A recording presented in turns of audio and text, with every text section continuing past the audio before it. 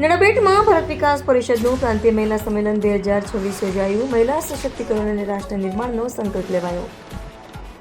વાવ થરાદ જિલ્લાના સુઈગામ તાલુકાના નડાબેટ ખાતે ભારત વિકાસ પરિષદ ગુજરાત દ્વારા પ્રાંતીય મહિલા સંમેલન 2026નું આયોજન કરવામાં આવ્યું.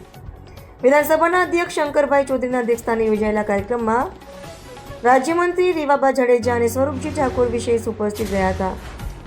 કાર્યક્રમમાં મહિલા સશક્તિકરણ, સમાજ સેવા, સંસ્કાર, શિક્ષણ અને રાષ્ટ્ર નિર્માણમાં મહિલાઓની ભૂમિકા અંગે માર્ગદર્શન આપવામાં આવ્યું હતું. શંકરભાઈ ચૌધરીએ એઆઈ અને આધુનિક ટેકનોલોજીના જવાબદાર ઉપયોગો પર ભાર મૂક્યો હતો, જ્યારે રીવાબા જાડેજાએ માતૃશક્તિના સશક્તિકરણને મજબૂત રાષ્ટ્રના પાયારૂપ ગણાવ્યું હતું. સ્વરૂપજી ઠાકોરે સરહદી વિસ્તારોમાં આવા કાર્યક્રમો રાષ્ટ્રીય એકતા અને જનભાગીદારીને વધુ મજબૂત બનાવે છે તેમ જણાવ્યું હતું. News reporter Babu Chaudhary. Border પરિફેરીનો આપણો આ જિલ્લો,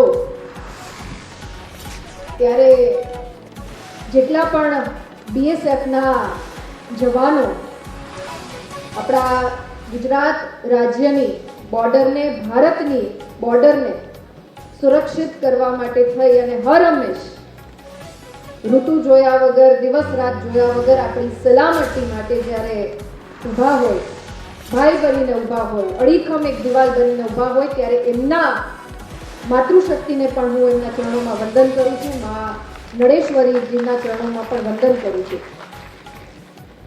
આજનો આ કાર્યક્રમ, ત્યારે સૌ પ્રથમ તો હું અભિનંદિત કરીશ ભારત વિકાસ પરિષદ જેવી રાષ્ટ્રીય સંસ્થા કે જે સ્વામી વિવેકાનંદજીના ચિંતન, મંથન અને એમની વિચારધારા ઉપર આધારિત થઈ અને રાષ્ટ્રહિત સર્વોપરીની ભાવના સાથે સશક્તિકરણના કાર્યક્રમો હોય, અન્ય સેવાકીય પ્રવૃત્તિ હોય, હર હંમેશ અને છેવાડાના જિલ્લામાં આ પ્રકારની પ્રવૃત્તિઓ કરી અને ખૂબ સરસ રીતે યુવા વર્ગને, માતૃશક્તિને એક અલગ આયામ સુનિશ્ચિત કરવાનું બળ પૂરું પાડે છે. ત્યારે આ મંચના માધ્યમથી આ સંસ્થાને પણ હૃદયપૂર્વકના અભિનંદન પાઠવું છું.